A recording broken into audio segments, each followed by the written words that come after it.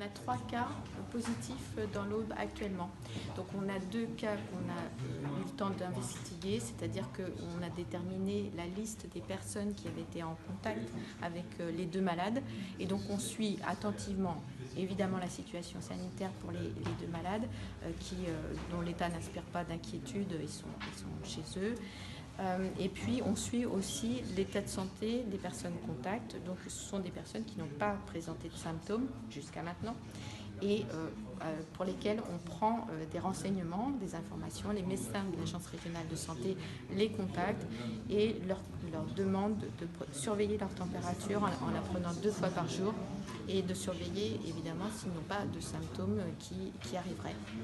Pour le moment, vous dites donc le deuxième cas connu pour nous, c'était cette jeune fille, enfin on ne savait pas que c'était une fille, mais élève du lycée Édouard Herriot. Le profil du troisième, entre guillemets, si on peut dire quelque chose. Oui, on est encore en train d'expertiser ce troisième cas. C'est une personne qui est hospitalisée, une personne qui a un certain âge. Donc on est en train d'établir effectivement les gens qui ont été en contact avec cette personne. Voilà ce que je peux vous dire à cet instant.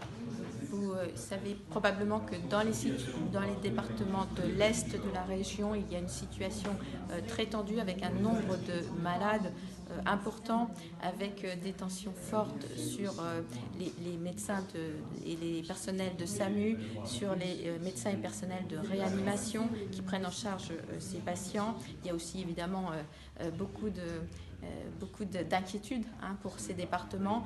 Dans l'Aube, nous avons quand même un nombre de patients positifs, c'est-à-dire revenus avec un test biologique positif qui est encore limité, mais cette situation ne devrait pas durer et on devrait voir une augmentation du nombre de cas au bois dans les jours qui viennent malheureusement.